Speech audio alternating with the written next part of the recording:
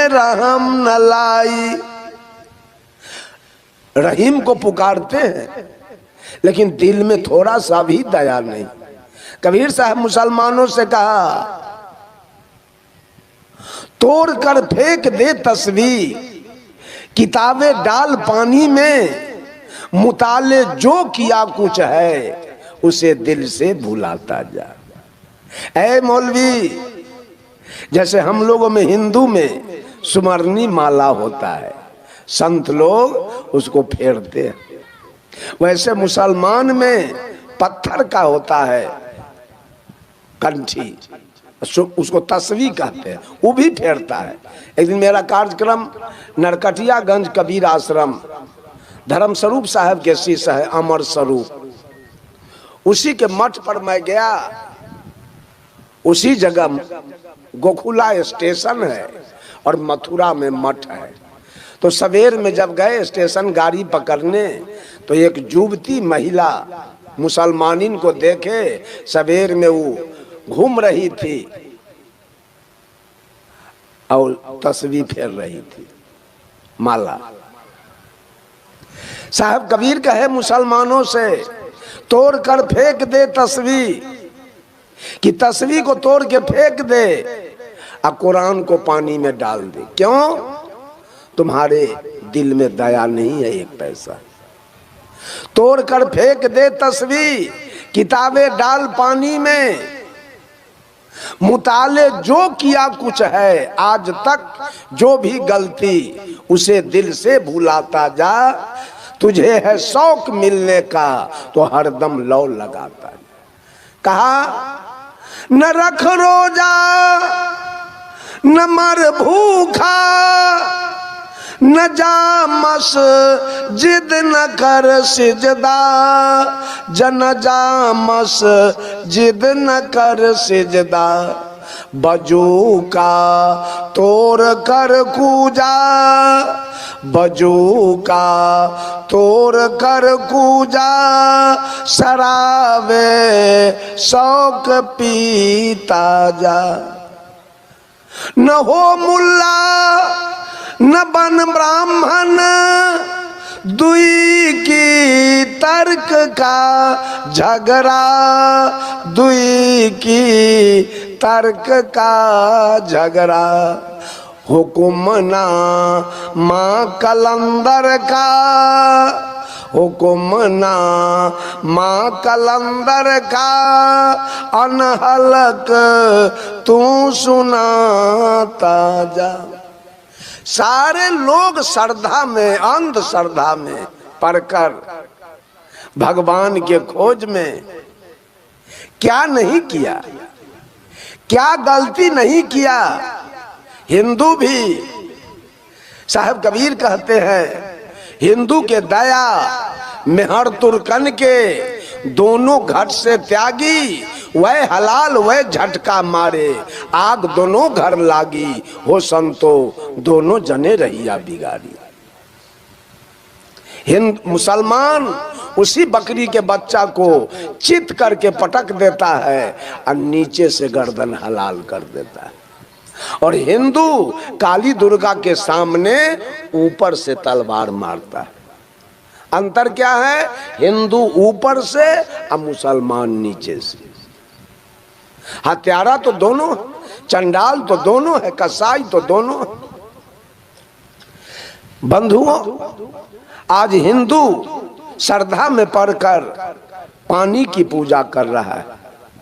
ये महिला सब गंगा जमुना कमला जमंगला कृष्णा कावेरी गोदावरी ताप्ती नर्मदा नदी में स्नान करती है, उसमें टका रुपया चढ़ाती है, मिठाई चढ़ाती है, बकरी खसी चढ़ाती है, अब पानी से बेटा मांगती है, पोता मांगती है, नाती मांगती है, दामाद मांगती है, जमीन मांगती है, मकान मांगती है, दुकान और नौकरी चाकरी मांगती है। पानी भगवान है? बोलिए बोलिए, पानी भगवान है? अगर पानी भगवान है तो भगवान दयालु होता है कि निर्दयी? भगवान कैसा होता है? दयालु। एक बार गंगा मैया अगर उफना जाए तो दयालु बनेगी कि निर्दयी हैं? आप भेंट करने, पानी देवता से भेंट करने हरिद्वार गए, नासिक गए, उज्जैन गए, सोनपुर गए, सिमरिया गए, झमटिया गए उस देवता से भेंट करने।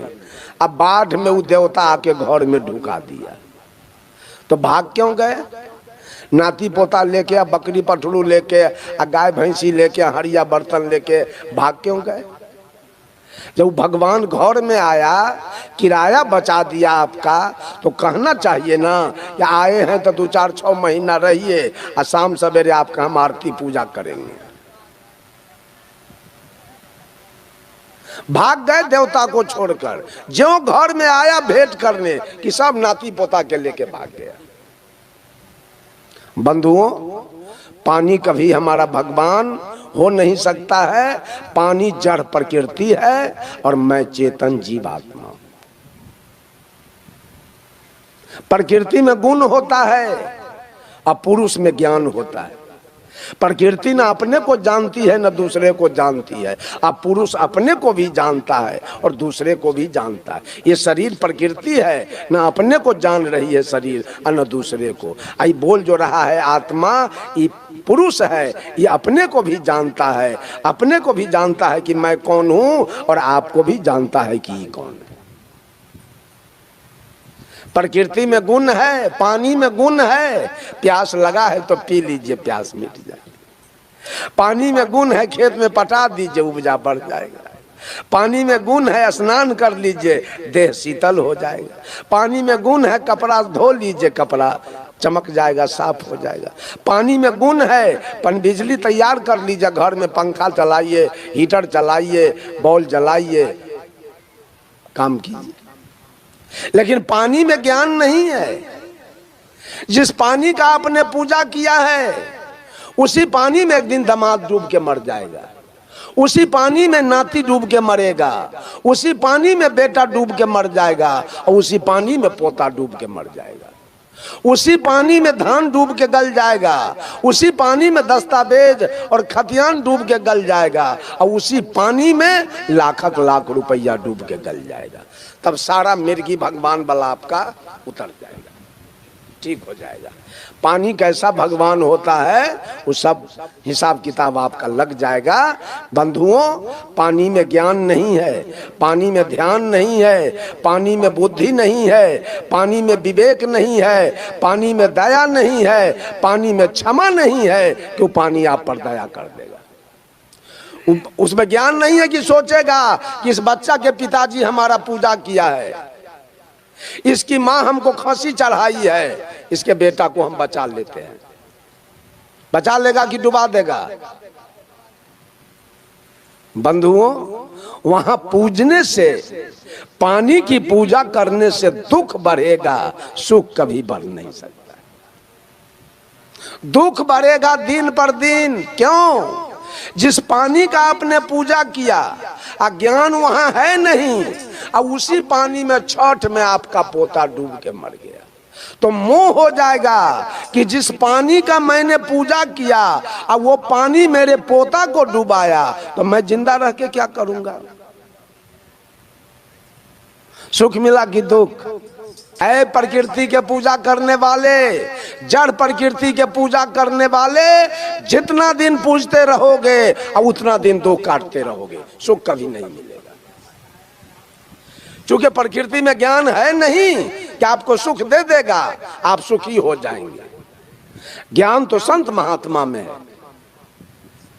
एक दिन इसका पूजा आप कर दिए, एक दिन अपने दरवाजे पर ला करके आरती उतार दिए, उसके बाद कभी मिल जाएंगे इस संत। अब कोई विपत्ति पड़ गया और सूचना केवल मिल जाए साधु को, तो आपके दरवाजे पर पहुंच जाएगा।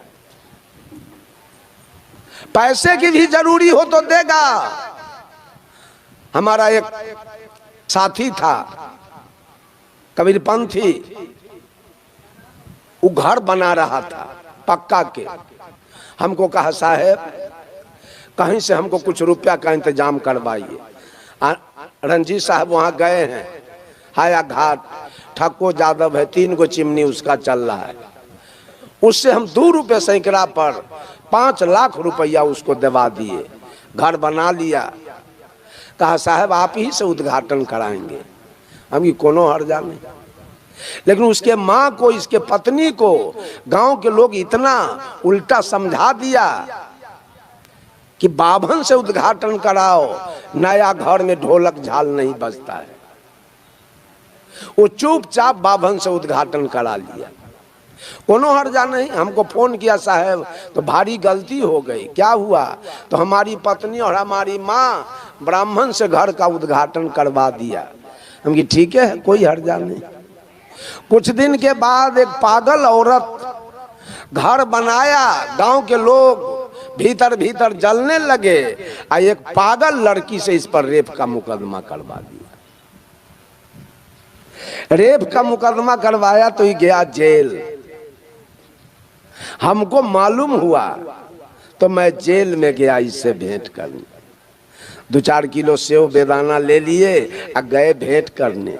भेंट करने गए तो गेट पर गए तो ये निकला तो रोते हुए निकला हमको देख के। कहा कि आज कोई पंडित हमसे भेंट करने नहीं आया, आज आप आए हमसे भेंट करने।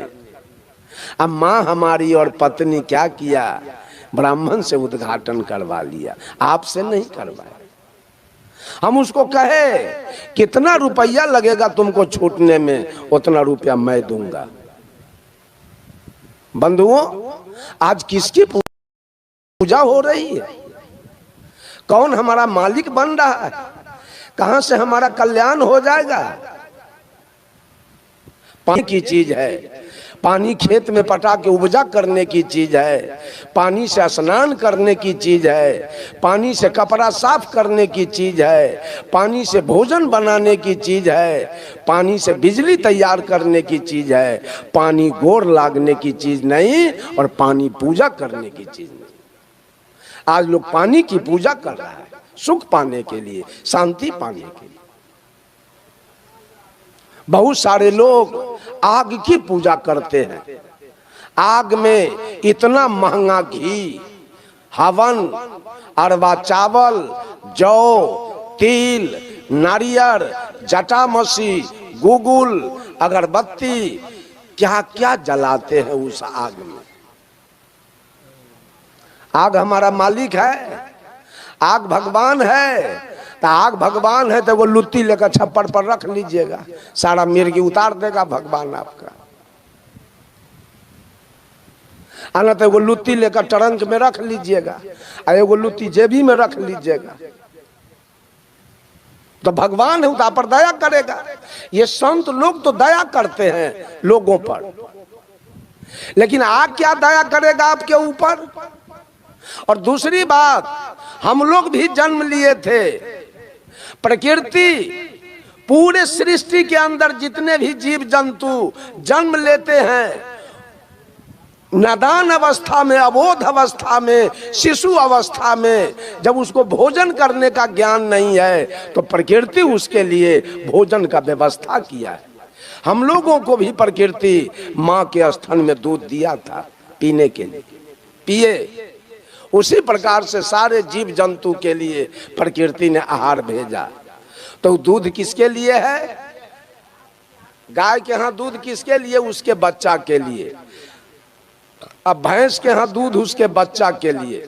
तो आप मेहनत करते हैं, सुधा दाना खिलाते हैं, चोकर घास खिलाते हैं, तो आप भी खाइए। तो आप भी खाए तो यहाँ आत्मा में गया, अब उसके बच्चा को भी खिलाइए तो वहां भी आत्मा में चला गया। लेकिन 5 लीटर दूध में, 10 लीटर दूध में 1 लीटर घी तैयार करके और उस घी को आग में जलाया गया। ये कौन धर्म है कि कुकर्म? ये धर्म है कि कुकर्म है?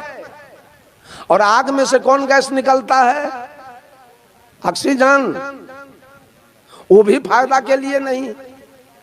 कौन धर्म है ये? घी, आग में घी जलाना, अरवा चावल और जौ और तिल जलाना और जटा मसी या गोगुल और नारियल जलाना कौन धर्म है?